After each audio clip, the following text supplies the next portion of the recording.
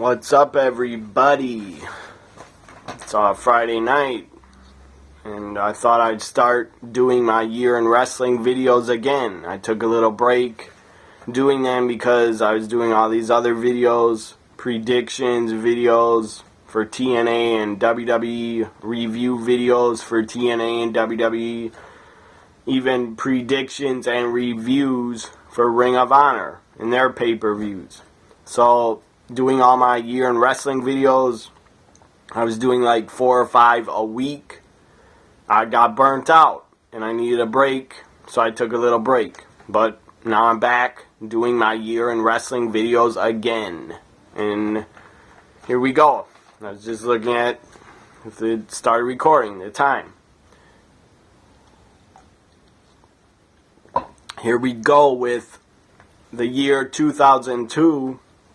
This is the year in wrestling 2002 part 3. I'll be talking about September all the way till the end of 2002.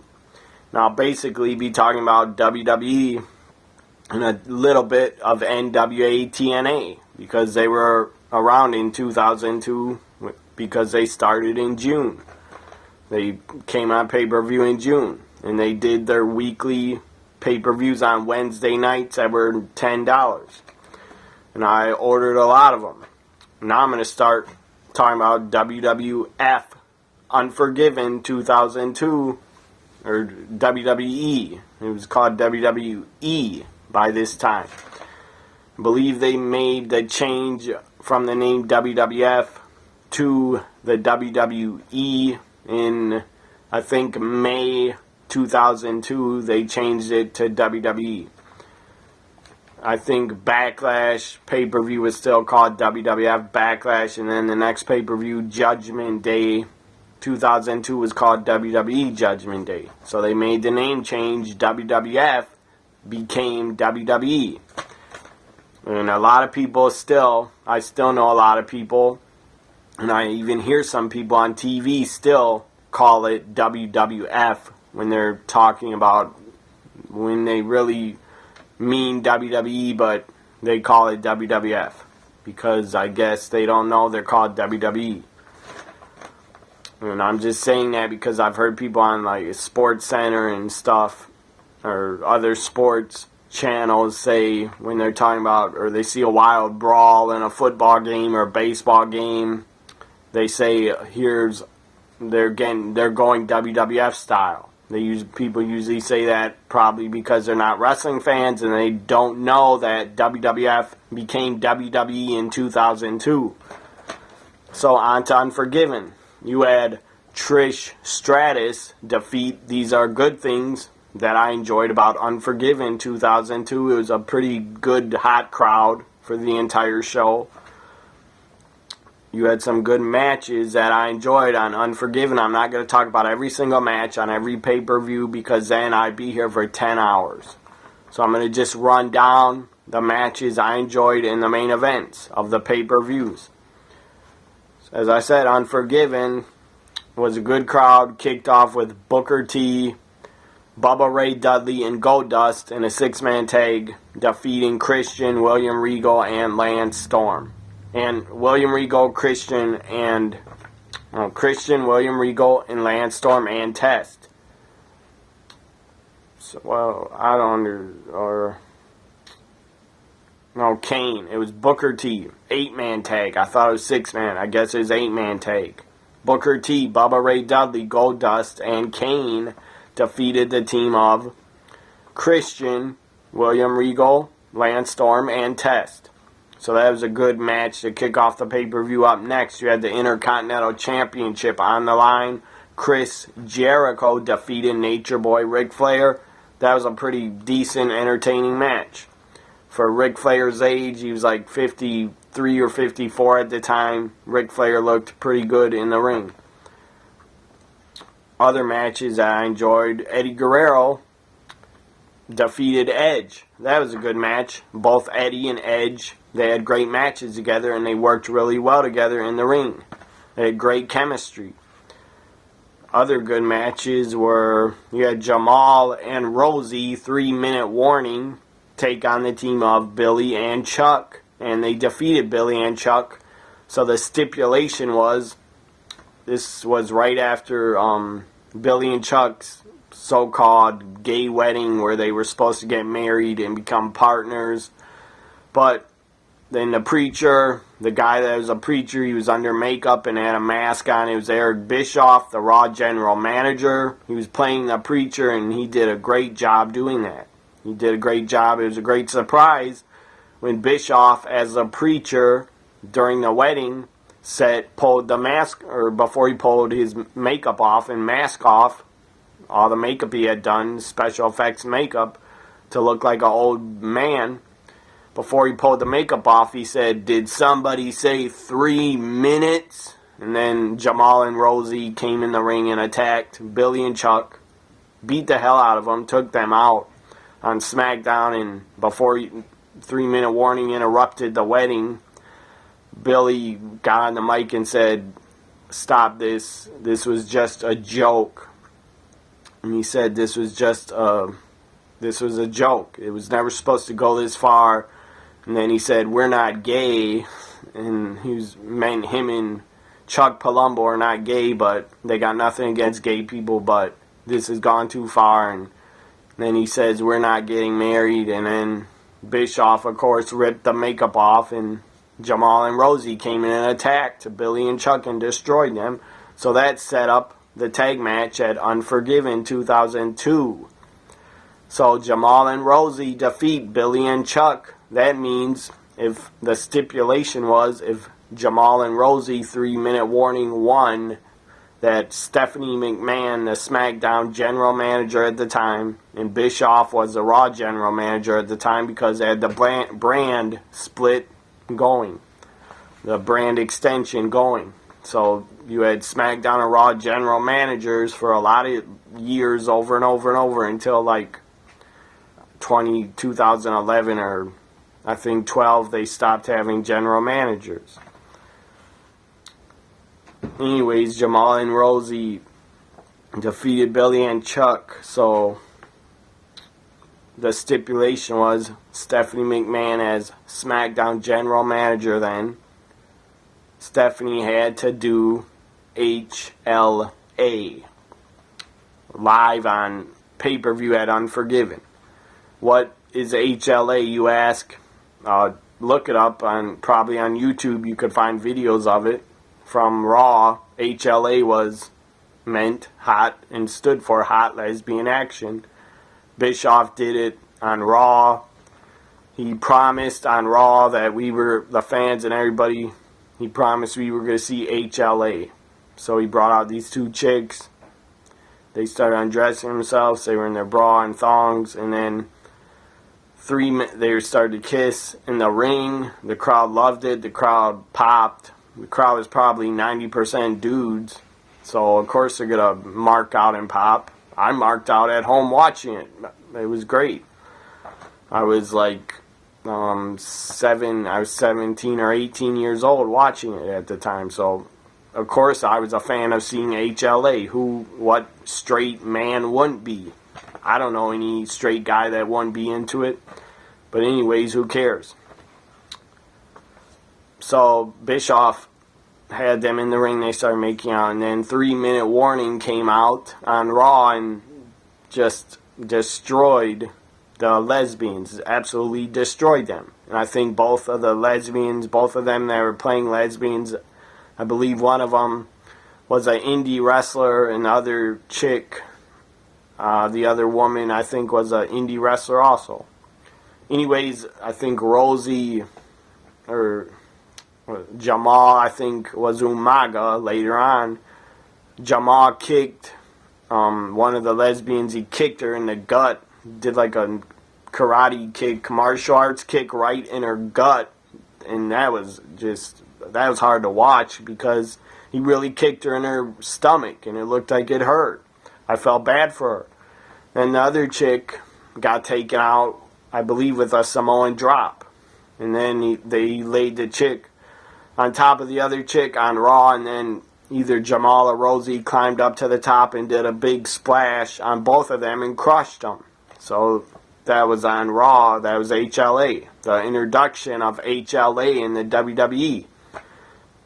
So that was also set up at Unforgiven because HLA, if Stephanie lost, Bischoff hired these two chicks that were pretty hot looking.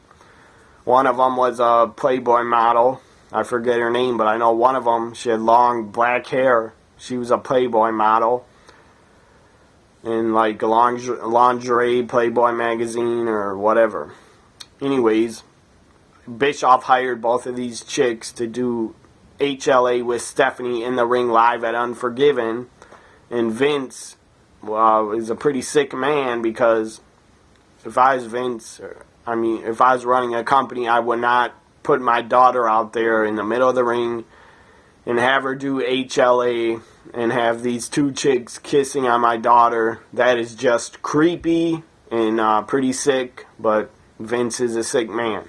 Or he was a sick man in 2002 and 2003, because he did a lot of sick, disgusting, over-the-top stuff in 2002 and 03. 03 especially, with that crap, absolutely offensive angle that they did with Katie Vick in the casket, and Triple H climbs in it and acted like he's fucking a dead corpse or a dead doll, a Katie Vick. I'm sure it was a doll, but that was sick as hell, and that offended me. That Katie Vick angle where Triple H was dressed as Kane and climbed in the casket and did what he did, screwed her brains out, whatever. That was crap. That had no place in wrestling, doing dumb shit like that. So, I don't understand why Vince put his daughter out there at Unforgiven 2002 and had these two chicks start making out, kissing her on her neck, but it didn't go that far, because Bischoff said stop right there, and then he stopped the two lesbians at Unforgiven. He said stop. He said, I got a special woman, I got someone special to do this to you, Stephanie, bring her out. So she came out. She was a fat, disgusting, ugly chick. It wasn't even a chick. It was Rikishi in makeup. So Rikishi in makeup, and he had a mask on, makeup done on his face, lipstick on. He looked like a horrendous, ugly-looking fat woman. But he wasn't even a woman. He was a guy. So it was Rikishi in drag. Anyways, Rikishi gets in the ring, kisses Stephanie, and makes out with her. And Stephanie made out with Rikishi like she enjoyed it. Or she was just making out with Rikishi to fool Bischoff. And Bischoff stared at her like, what the hell is wrong with you? What are you doing, you sick bastard? And then, of course, Rikishi stops kissing Stephanie, looks at Bischoff, super kicks Bischoff. He falls in the corner of the ring, sitting down against the turnbuckles. And then Rikishi pulls his thong up, which was vile and disgusting to see, but then he gives Bischoff the stink face, and then Stephanie and Rikishi leave, and they celebrate by doing some dancing in the ring, and they leave. And I felt sorry for Bischoff because he had to get a stink face. And I'm sure Vince enjoyed having Bischoff get a stink face, because all those years in WCW, they battled each other. And Vince did not like Bischoff when he was running WCW. Other things at Unforgiven that were good. You had, I think this was for the Raw, the new World Heavyweight Championship that they debuted on Raw, and Bischoff gave it to Triple H. So he became the Raw World Heavyweight Champion, because Raw and SmackDown both had their own world titles because they were separate brands. So Raw had the World Heavyweight Championship for years and years, and SmackDown had the WWE Championship. So Triple H defeated Rob Van Dam again. I thought Rob Van Dam should have won. He was super over, but no. Triple H had a lot of power At the time, he was World Heavyweight Champion. I know he just got the belt like 1 or 2 weeks earlier, but still, Triple H, using his power, using backstage politics, buried Rob Van Dam and defeated him. And Triple H did a lot of that. A lot of burying talents in 2002 and 2003. And in 2004, he finally jobbed and put Chris Benoit over. So RVD versus Triple H, losing to Triple H, that pissed me off at the time. Trish Stratus defeated Molly Holly to win the women's championship, I believe, for the second time in her career. So congratulations. I was really happy for Trish. I was a big Trish Stratus fan. I was a huge mark for her. And, it was great to see her win the women's title at Unforgiven 2002. Now, up next, it was also a good match. I was almost going to talk about the main event, but I'll talk about this match. Chris Benoit defeated Kurt Angle, and they had a very good match. It was a great wrestling match, great technical wrestling. It was really enjoyable to watch. Now the main event. WWE Champion, or SmackDown WWE Champion Brock Lesnar defended against The Undertaker. And this match was a double disqualification. It was a pretty good match. It was Taker and Brock's first ever one-on-one matchup. So for that, it was pretty good. It was obvious they had chemistry because at the next pay-per-view, No Mercy, they had a great match in Hell in a Cell. So double DQ finish. I didn't like it, but whatever, it happened. Now I'm going to talk about No Mercy 2002. And then I'll talk about, I don't know if this happened before No Mercy, but Raw in October, I believe. Raw had a Raw Roulette show. It was from Las Vegas, so Bischoff had a wheel, and he spun the wheel, and it was a Raw Roulette wheel. It had all these gimmick matches on it and stipulations on it. The main event for Raw Roulette was a TLC match. I believe it was TLC 3. It was Bubba Ray Dudley and I think Spike Dudley was his tag partner against Jericho and Christian, and against Kane and Hurricane, and I think that was it. I think TLC 3 had only 3 teams in it. I think so. Anyways, and I think Rob Van Dam was also in it. So 4 teams. RVD was teamed up with, I cannot remember who, but somebody. I think he did a Van Daminator during it. That was pretty awesome. So, anyways, Kane, Bubba Ray Dudley suffered a really bad concussion in this TLC match on Raw from Vegas. So Bubba Ray would be out of action for maybe a month or 2. Kane and the Hurricane win the TLC match and they become the tag team champions. And I think in August or September 2002, Kane returned to, I think, save the Hurricane or something like that. Anyways, Kane returned. He had a new look. He had a new mask. He had new ring gear. He had new theme music. I thought his theme music was really awesome when he returned in 2002. And that's it. That was Raw Roulette. Main event was TLC 3. It was a hell of a match. Great match. Might have even won Match of the Year in 2002. I don't remember.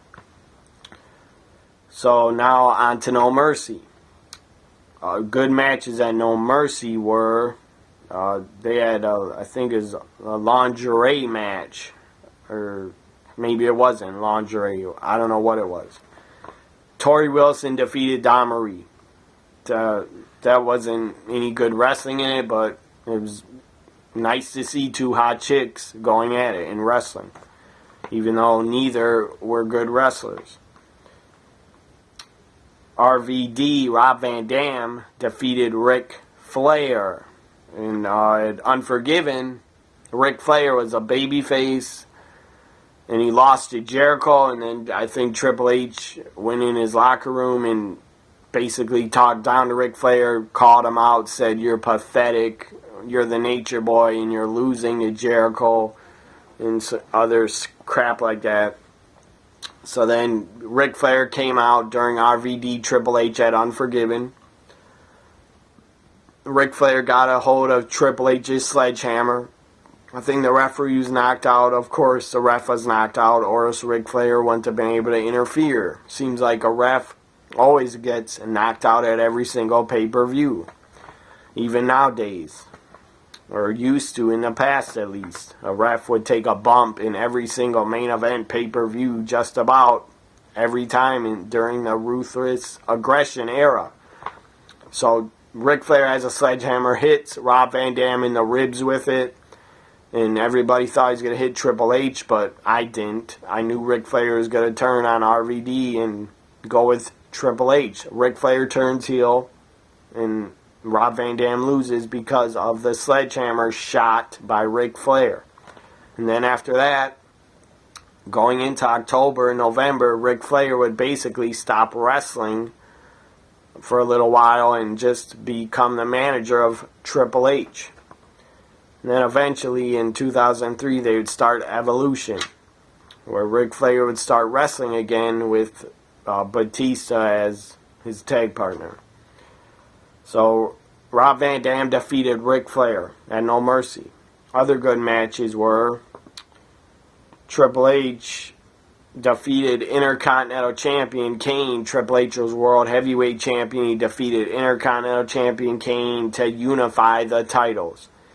And I believe this was the last WWE was claimed they were retiring the Intercontinental Championship. I think they did after Triple H defeated Kane to unify the titles. So I think they got rid of the Intercontinental Championship for a couple months until May 2003, I believe, when they brought back the Intercontinental title. It was a stupid-ass idea to even retire it in the first place, in my opinion. So, Triple H defeats Kane, and I believe before this, they did the god-awful, stupid, offensive, dumbass Katie Vick storyline where Triple H said he had a video. Him and Ric Flair were holding a videotape in the ring, and they said they have proof that Kane killed his friend, or whatever Katie Vick was to Kane, his friend or ex-girlfriend, whatever. Doesn't matter. It was a crap storyline, and it was stupid to do. Anyways, they had a videotape and said they have proof Kane killed Katie Vick, and then they showed the tape, and it was of Triple H.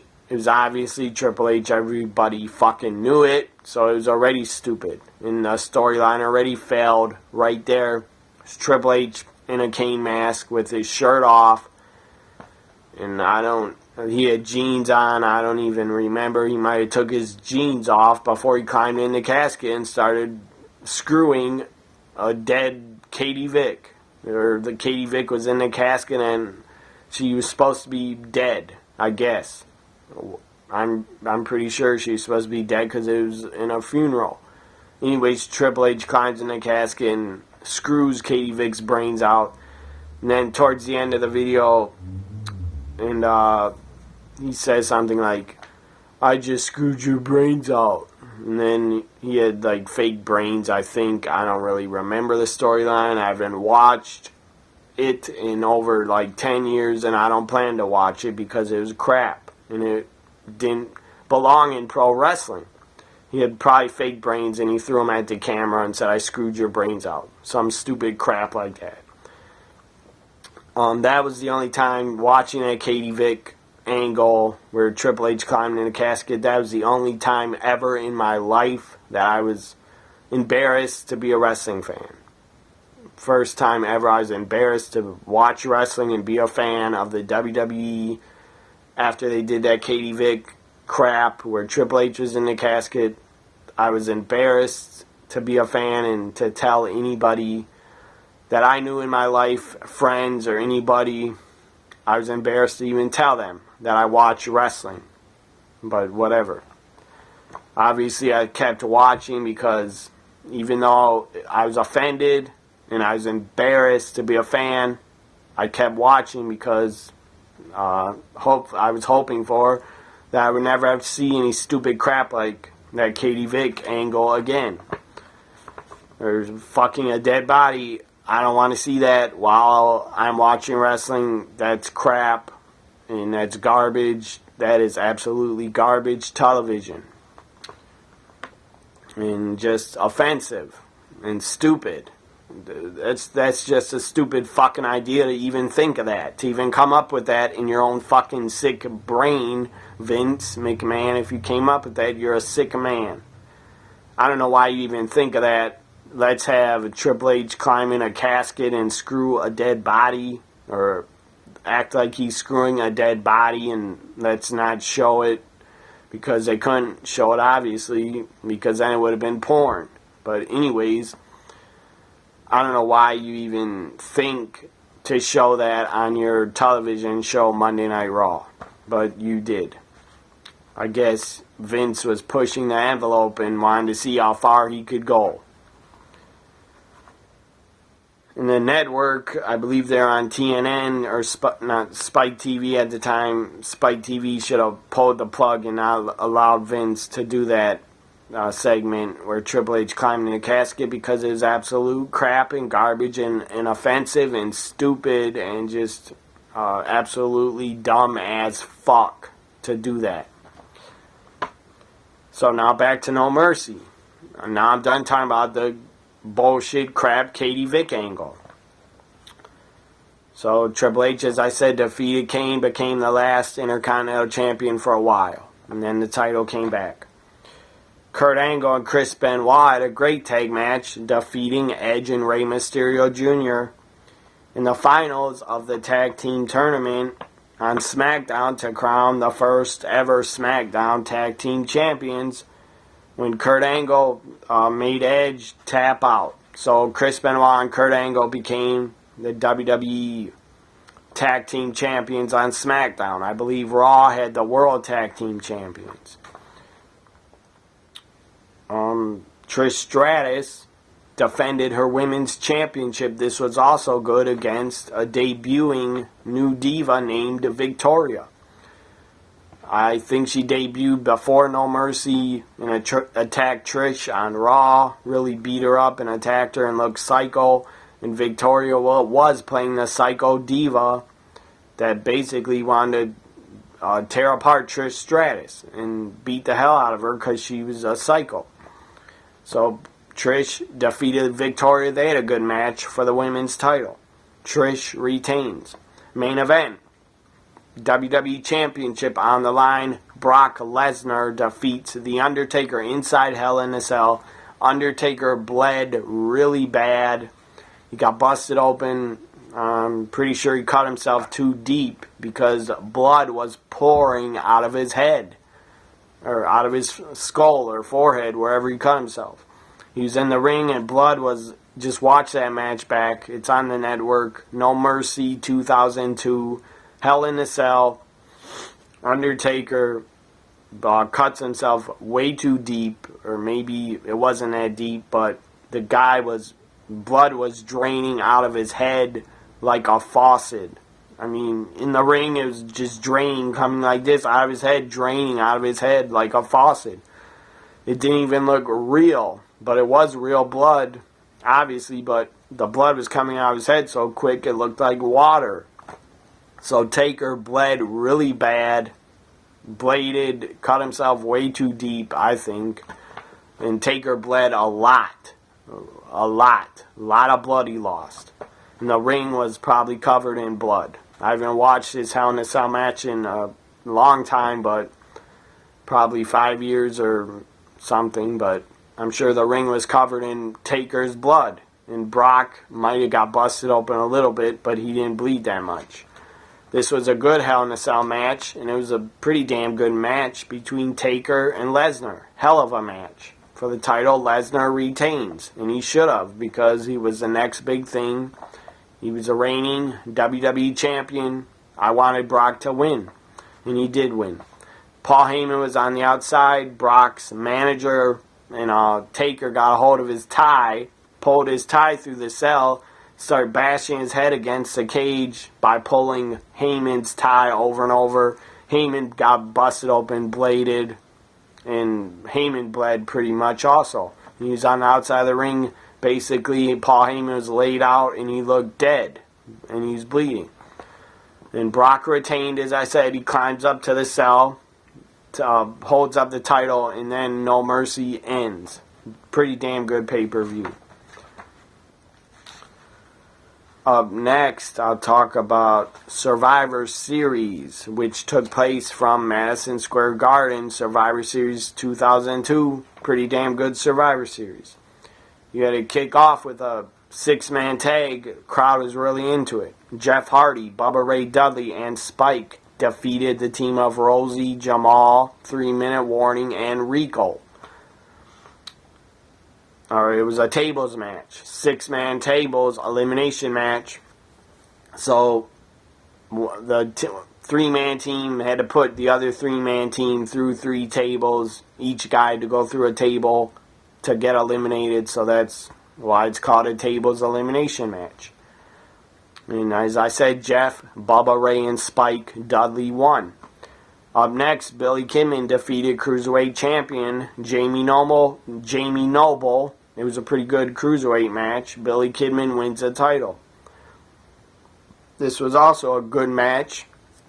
For the women's title, Victoria defeats women's champion Trish Stratus to win the women's title, not Divas.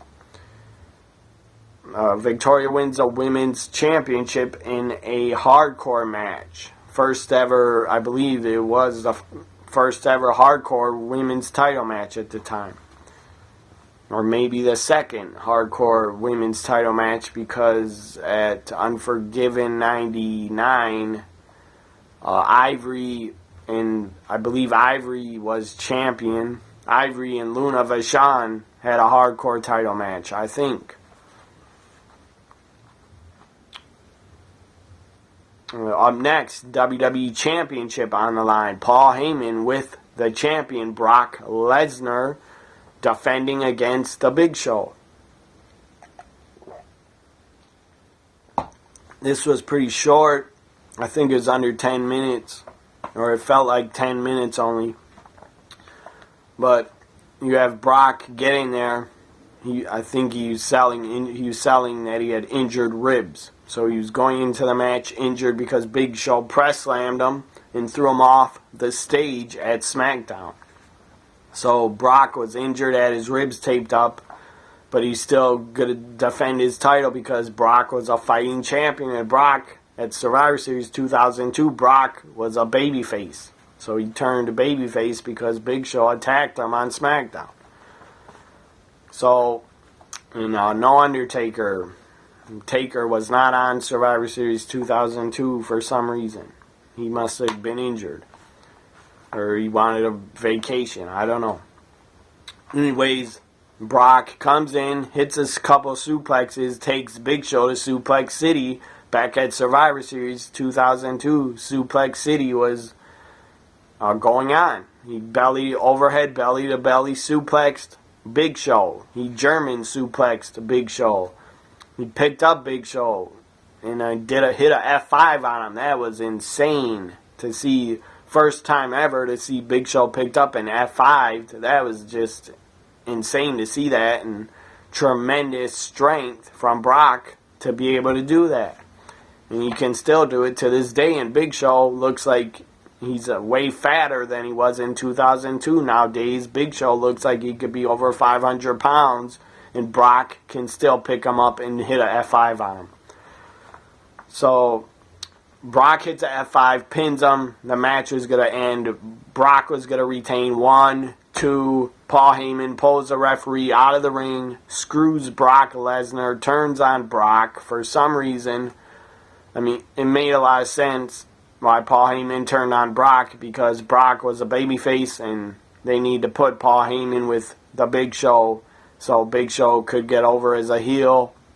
And so Paul Heyman would be a heel with Big Show. So Brock Lesnar then would be chasing the Big Show and Paul Heyman as a babyface. So it was a great turn having Paul Heyman turn on Brock. But it was pretty shocking. I didn't expect it, and Brock didn't expect it either. You could see the look on his face that he was about to kill Paul Heyman. He runs it outside the ring, chases Paul Heyman. I believe Paul Heyman threw a chair into the Big Show. Brock gets in the ring chasing Paul Heyman. Big Show hits him in the ribs with a chair and then hits him in the back really hard, really stiff with a chair. Throws the chair down the ring. I believe the referee, I think after Paul Heyman pulled the ref's leg out, he punched and knocked the referee out. So the referee, I believe, was knocked out at the time. Big Show hits Brock with a chair on the back, knocks him out, throws the chair down, choke slams Brock on the steel chair. I believe a new referee got up, or a new referee came down, or Paul Heyman threw the original ref. He threw him in the ring, and the ref counted 1, 2, 3. Big Show wins a WWE Championship for, I believe, the second time. Paul Heyman jumps in Big Show's arms, and they celebrate, and they walk out of Survivor Series with the title. Brock got screwed. Up next was the main event, or before the main event, you had Matt Hardy come out and cut a promo and go on and on. He was doing his version 1v1 gimmick, I believe, with Shannon Moore. Or maybe he was alone and Shannon Moore came with him in 2003, showed up. Anyways, Matt Hardy was cutting a promo, and then Scott Steiner debuted and his music hit, sirens went off. Madison Square Garden went absolutely nuts and popped, and for some reason really liked Scott Steiner. I didn't understand why they were marking out for him so much, but they did. Anyways, Scott Steiner gets in the ring, press slams Matt Hardy, throws him to the outside of the ring, beat the crap out of him. Then Chris Nowinski comes out, a guy that isn't tough enough, won, and he did not win, but they signed him anyway. Chris Nowinski comes in, also gets destroyed by Scott Steiner. And then the crowd was just, they love Scott Steiner for some reason. I never loved the guy. I only liked him when he was in the Steiner Brothers. In a tag team with his brother Rick. But New York City at the time, they loved Scott Steiner, and he got a huge pop. Now the main event was a first ever Elimination Chamber matchup. Eric Bischoff came out, introduced the match, put it over, talked about it. That it was going to be the most insane, brutal match, whatever. It was the main event of Survivor Series 2002, and it was Shawn Michaels' return to the ring since SummerSlam, when he was taken out by Triple H in the sledgehammer. So Shawn Michaels was returning to the ring to get his revenge on Triple H, and I was hoping, while I watched it, I was really hoping Shawn would win the title, and he did. And Shawn Michaels came out with some god-awful ring gear. I don't know why he couldn't wear his original Heartbreak Kid tights with the hearts on them. I don't know why he didn't have a set of old Heartbreak Kid wrestling gear at his house.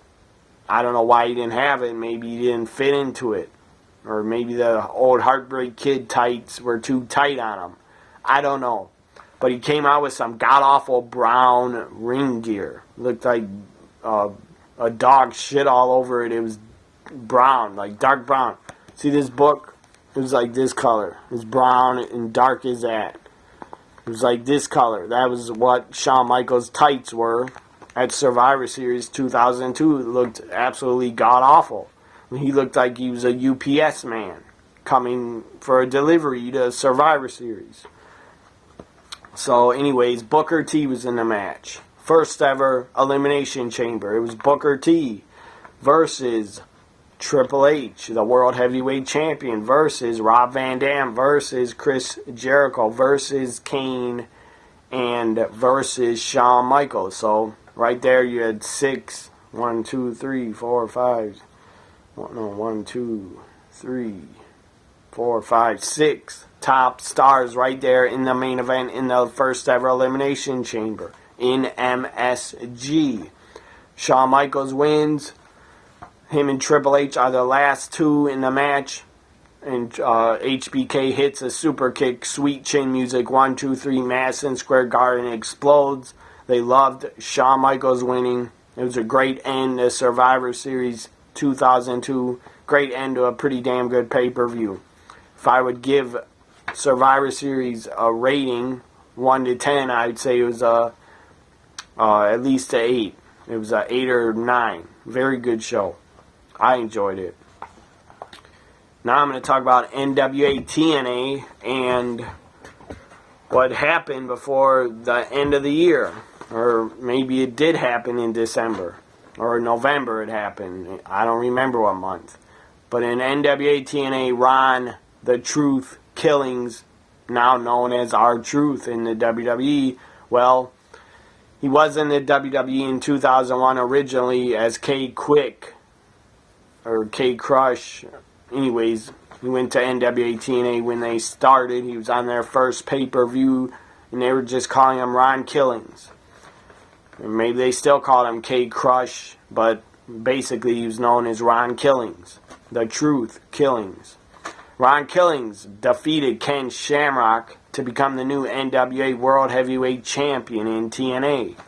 Shamrock was only the champion for 2 or 3 months. And then Jeff Jarrett, I believe in December in NWA-TNA, Jeff Jarrett defeated Ron Killings to become the new NWA World Heavyweight Champion.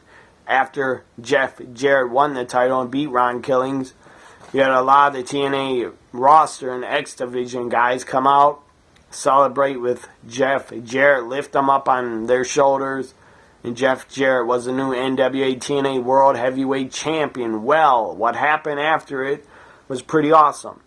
Raven came out, made a surprise appearance in NWA-TNA because he just left WWE. He wasn't happy. It was obvious from interviews I've heard. Raven was not happy in WWE. They weren't using him enough. They were underutilizing him a lot. He was misused, in my opinion. And I always thought Raven was underrated. He wasn't underrated in ECW because he was world champion there. But in WCW and WWF and WWE, Raven was underutilized, in my opinion, and he was underrated, in my opinion. Raven was. So Raven goes and debuts in NWA-TNA, comes into the ring, grabs Jeff Jarrett after Jeff won the world title, grabs him, pulls him, or twists him, and kicks him, gives him the DDT, and then takes NWA world title, goes to the outside of the ring, and does his Raven pulls on the outside of the ring holding the NWA world title. That would kick off in the beginning of 2003 until probably April or May 2003. That would kick off a great build-up for Raven versus Jeff Jarrett for the NWA World title. They had a series of matches on their Wednesday night weekly pay-per-views where Raven got a title shot against Jeff Jarrett. And there was a great build-up, like 2 or 3 month build-up to their world title match. So Raven and Jeff then had a world title match, and it was pretty damn good. So that all happened in NWA-TNA. Ken Shamrock was the world champion, first world champion. Then Ron Killings won it in 2002. And then Jeff Jarrett won the NWA world title, I believe, in December 2002. Maybe November, but I think it was December, towards the end of 2002. So right there, TNA was only around for 6 months in 2002, but right there you had 3 world title changes in 6 months. But they kind of had to do that to make things fresh and exciting because they were a new company. Now I'm going to talk about the last WWF pay-per-view, WWE pay-per-view of the year. See, I even get confused, and I still call WWE WWF sometimes. when I'm doing my videos. It was WWE Armageddon. Took place in December. As I said, their last pay-per-view of December. Last pay-per-view of 2002. Good matches on it were Booker T and Goldust defeated Bubba Ray Dudley, Devon Dudley, and Bubba Ray and Devon were a tag team. The Dudleys were back together, I guess. And William Regal and Lance Storm in a Raw Fatal 4-Way Elimination Tag Team match. William Regal, Lance Storm, and Jericho and Christian were a team. So it was a Fatal 4-Way Elimination match for the tag titles. And Christian and Chris Jericho won the tag titles. I believe they did. Other good matches were Chris Benoit defeating Eddie Guerrero. I enjoyed their matches always. Batista made his pay-per-view debut. Batista defeated Kane. After Ric Flair interfered, it wasn't a very good matchup. It was sloppy and kind of slow. You had two big guys in there.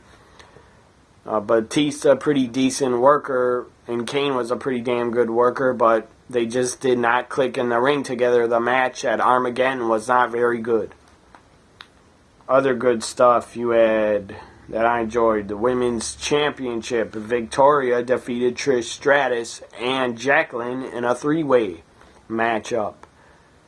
Kurt Angle defeated, and Kurt Angle is playing a babyface at this time for a little while, and then he turned back to heel going into WrestleMania 19.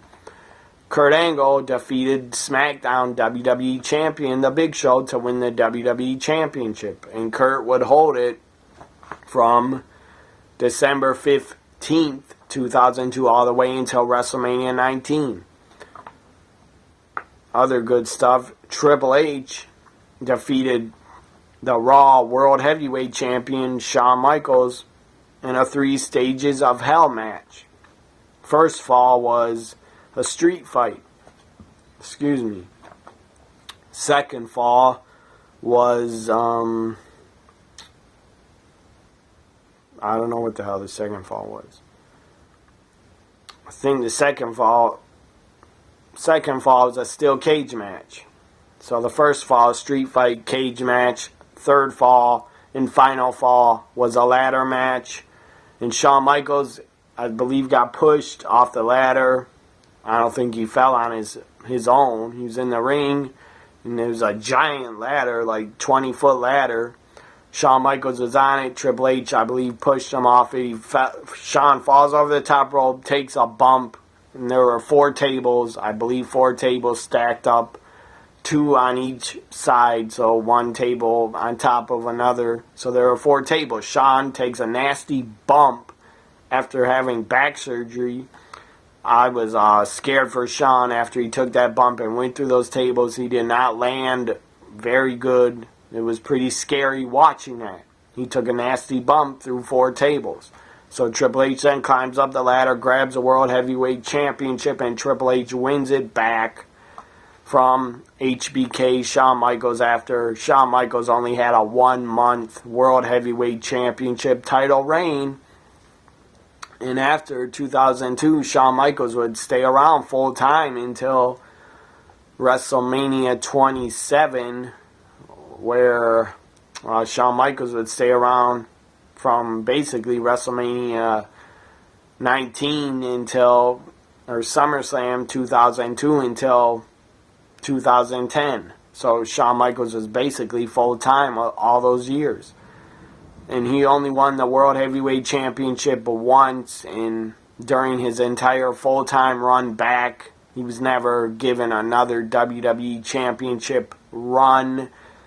I think he deserved it, but he never got a WWE Championship run when he was back. That was pretty disappointing, because I'm a big Shawn Michaels fan. I grew up being a huge Shawn Michaels fan in 95, 96.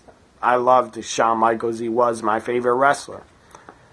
Anyways, I was pretty pissed. Shawn Michaels lost the title after holding it for 1 month. Triple H wins the World Heavyweight Championship back. Of course he did, because the guy was an egomaniac and he wanted that World Heavyweight Championship as much as he could get it. He wanted to lose it, win it back, and Triple H probably wanted to defeat Ric Flair's record of how many championships he's held.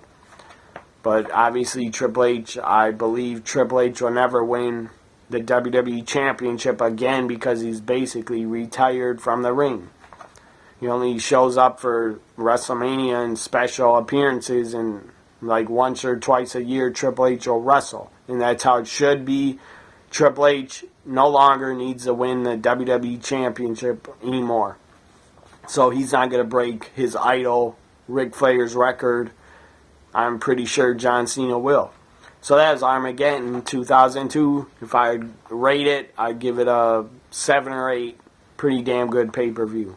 And entertaining. You had Kurt Angle win the championship from Big Show. And you had Triple H win the Raw Championship, World Heavyweight Championship from Shawn Michaels. So right there you had 2 world title changes. So that was a pretty good pay-per-view. In main event, 3 stages of hell. HBK versus Triple H was pretty damn good. They had great chemistry in the ring together. Probably because they were good friends. Or best friends. Best friends usually have the best matches together. So this ends my Year in Wrestling 2002 Part 3 video. I'll be doing a Part 1 on the year 2003. I'll be starting a Part 1 video on the year 2003 where I'll talk about WWE and TNA and some Ring of Honor, tiny bit of Ring of Honor that I'm aware of, that I saw from 2003. Some Ring of Honor action where Samoa Joe was a World Heavyweight Champion and had some great matches as champion. And I'll also talk about a small company that debuted late 2002, and they had a lot of big shows in 2003 in Florida. They were called MLW, Major League Wrestling. So I'll talk about them a little bit. They were basically like a ripoff of ECW. They had a lot of old ECW guys. Their rings looked like ECW rings. They had the blue mats. The look of the show just reminded me and looked like ECW, and their announcer was Joey Styles. So right there, MLW obviously was trying to get the old ECW fans from 2001 that no longer had ECW around, so they were trying to capitalize on ECW being out of business. It was a smart move, and MLW actually, their short time in business, Major League Wrestling, MLW, actually had some pretty good talent and good matches. But sadly, they went out of business, I believe, in 2004. So anyways, I'm done now with the year you just watched, the Year in Wrestling 2002 Part 3. Hope you enjoyed it. If you watched over 10 minutes of this, thank you for watching. Bye for now.